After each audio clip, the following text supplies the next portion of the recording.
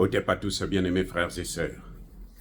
Interdiction de manifester, de manifestations pacifiques en soutien à la RDC au Mali, dans le Liptako Gourma, la capitale de la Confédération de l'AES, la capitale du panafricanisme moderne. Le Mali refuse que des gens se regroupent au monument ou à la place Patrice Lumumba pour soutenir la RDC qui est en difficulté, attaquée par le Rwanda, mais derrière le Rwanda, il y a justement l'Occident, par l'OTAN. Les amis, c'est incroyable, mais vrai. Si on vous dit ça, vous n'allez même pas croire. Le Mali dit que si on soutient la RDC, il y aura des problèmes d'insécurité. C'est-à-dire qu'il y aura des troubles, il y aura la guerre, il y aura le terrorisme, il y aura ceci, il y aura cela. Le Mali. Le Mali que nous avons soutenu. Vous savez, nous prenons des risques. Quand nous parlons là, nous sommes dans leur pays. On peut faire de nous ce qu'on veut, puisque nous sommes dans leur pays.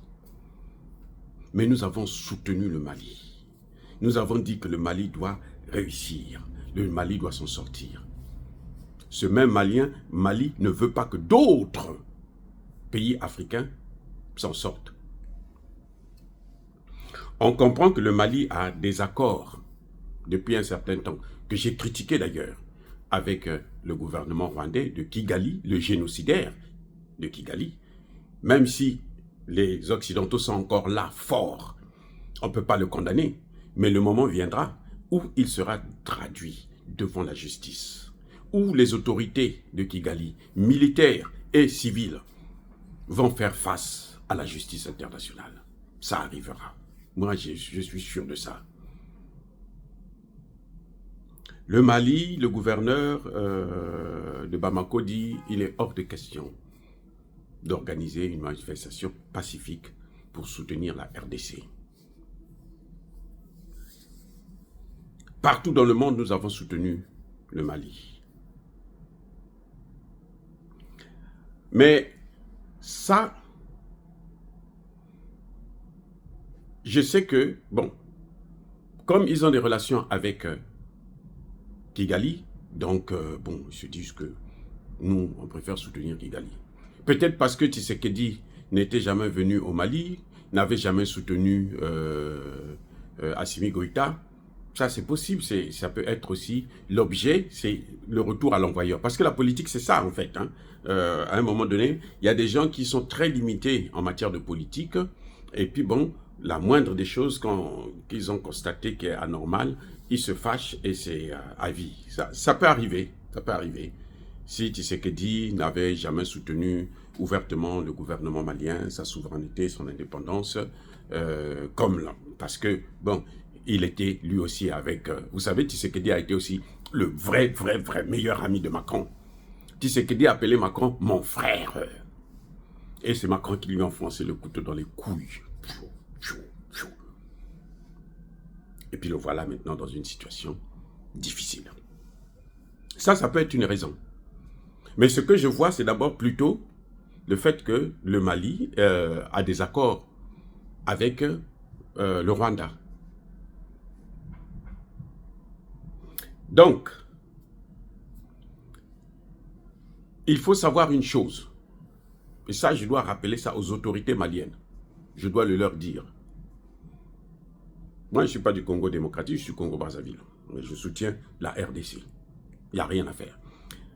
Parce que je n'aime pas l'injustice aussi criarde que celle que nous voyons où on a déjà massacré 18 millions de morts. Ce que je dois rappeler au gouvernement de Assimi Goïta, que le Rwanda ne vous apportera rien.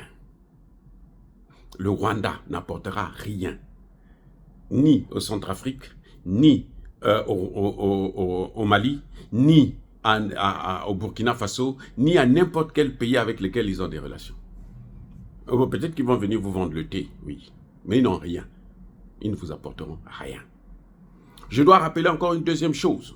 c'est que les Maliens sont très, très nombreux. Au Congo, les deux Congos d'ailleurs, Congo-Brazza, Congo-Kinshasa.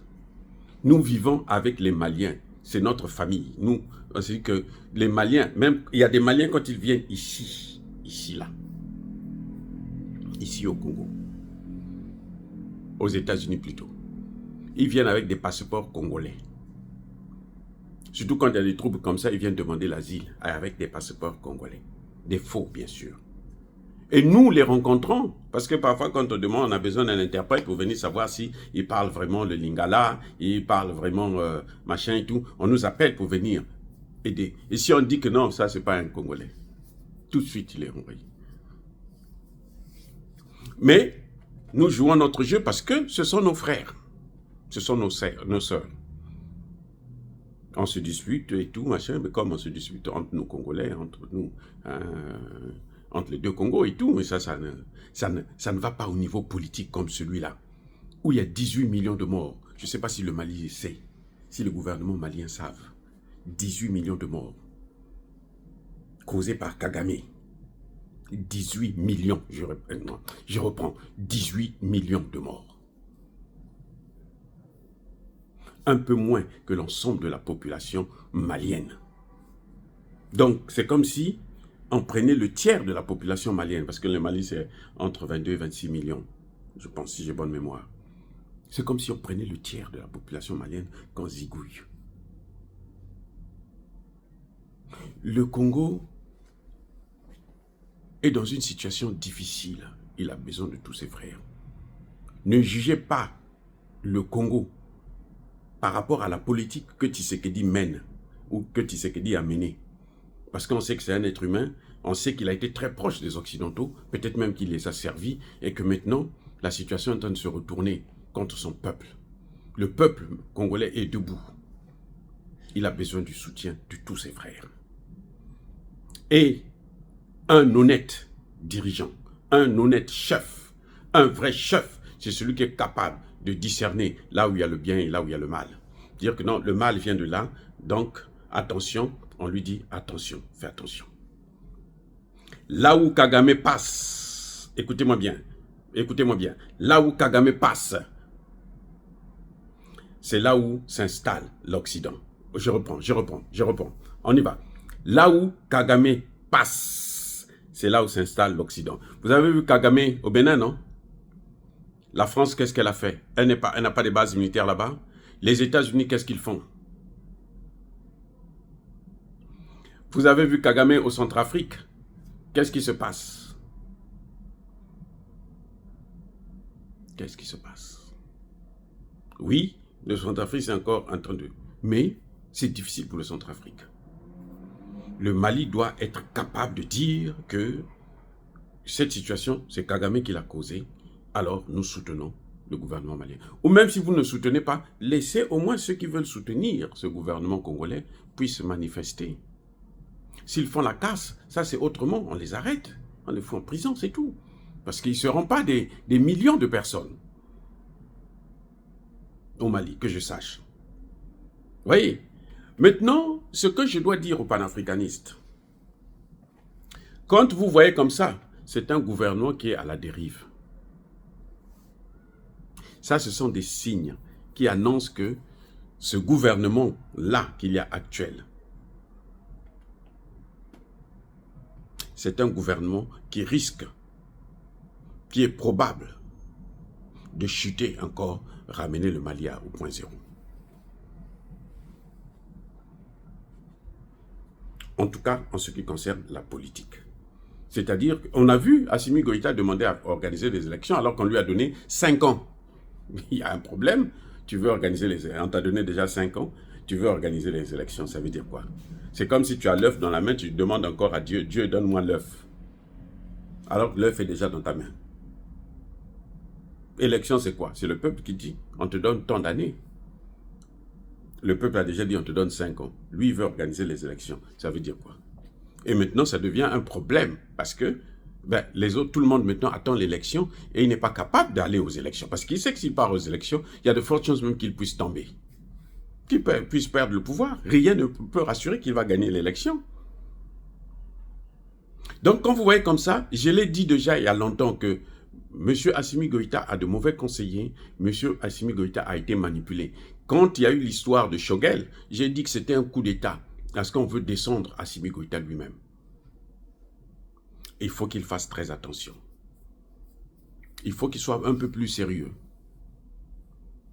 C'est vrai, le côté militaire, on a fait beaucoup de progrès, nous le savons, nous le reconnaissons, et nous sommes fiers de ce travail, mais attention, sur le plan politique, il y a encore des choses qui sont... le Mali n'est pas encore sorti de l'auberge. Parce que de tels actes-là, ce sont des actes. Déjà, le ministre malien des Affaires étrangères, qu'est-ce qu'il partait chercher à Kigali? Tu vas à Kigali, c'est les Occidentaux. Vous avez vu que même aux Nations Unies, on n'a pas pu le sanctionner Kigali. Aux Nations Unies, Conseil de sécurité de l'ONU, qui a bloqué ça? La France, les États-Unis et la Grande-Bretagne. Qui sont-ils? Ce sont les ennemis du Mali. Les premiers, les pires ennemis du Mali, c'est les États-Unis, la France, la Grande-Bretagne. Et puis les autres pays européens, bien sûr. Mais au Conseil de sécurité, ce sont les trois.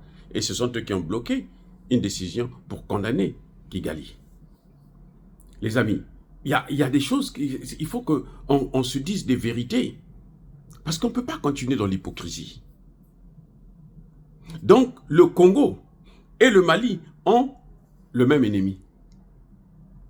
Sauf que les terreaux au Mali, ce sont les hommes de Kagame. Ce sont des terreaux. Vous avez entendu le président sud-africain, il a dit, c'est une milice. La milice RDF. L'armée rwandaise, c'est une milice. C'est ce qu'a dit le président sud-africain. Et il a raison. C'est une armée à la solde des Occidentaux. Kagame lui-même est à la solde. Tout ce que Kagame fait en RDC, là, c'est pour les Occidentaux. Et ça fait 30 ans que ça dure. Et le ministre des Affaires étrangères maliennes est il trouve que c'est un meilleur allié. Mais il sera ici, s'il fait ça aux Congolais, mais il le fera aussi aux Maliens, les gars. Soyons sérieux. C'est-à-dire que nous, les Africains, je ne comprends pas comment on arrive à tomber toujours dans le même piège, tout le temps, et on n'arrive pas à s'en sortir. Oui, vous pouvez avoir une haine contre, comment vous l'appelez, Tshisekedi, parce que bon, il ne vous a pas soutenu, il a condamné, Tshisekedi a même condamné la Russie. Ce sont des erreurs politiques graves et qu'il regrette maintenant. Et d'ailleurs, il a rattrapé ça puisque sur une chaîne de télévision française, il a bien dit la Chine et la Russie viennent par la grande porte. Vous venez par la petite porte, par la fenêtre. Donc, il a corrigé ses erreurs. Et là, en l'occurrence, il ne s'agit pas de Tshisekedi, il s'agit de la RDC. Le Mali n'a même pas donné un communiqué en soutien des peuples congolais. Vous savez, en une journée seulement, près de 10 000. À Goma, quand ils sont rentrés dans Goma, là, près de 10 000 ont été littéralement assassinés. C'est un génocide. Et tous les amis de Paul Kagame sont des complices. Retenez ça. Tous les amis de Paul Kagame sont des complices du génocide. Les Occidentaux, là, n'auront pas le monopole sur l'Afrique tout le temps. Un jour, ça va partir. Et là, l'histoire jugera chacun de nous. Je crois que c'est triste que le Mali puisse agir comme ça. Je crois que c'est désagréable pour un pays comme le Mali, que nous avons pris comme étant, c'est-à-dire que le modèle du panafricanisme, on dit, vous voulez le panafricanisme, allez-y étudier le cas malien. Mais on est en train de voir qu'ils sont en train de renverser la culotte. Ne soyez pas surpris d'apprendre que demain, c'est encore un francophile là, qui gouverne au Mali. Soyez bénis, abondamment bénis par le Dieu des Kémites et par nos ancêtres évangélisés. Je suis le docteur Rufin Bicler-Ambiard. Je dis tout ce que je pense. Tant pis pour ceux qui ne sont pas contents. Les amis, encore une fois de plus, vive l'Afrique éternelle, j'ai dit. Et j'assume.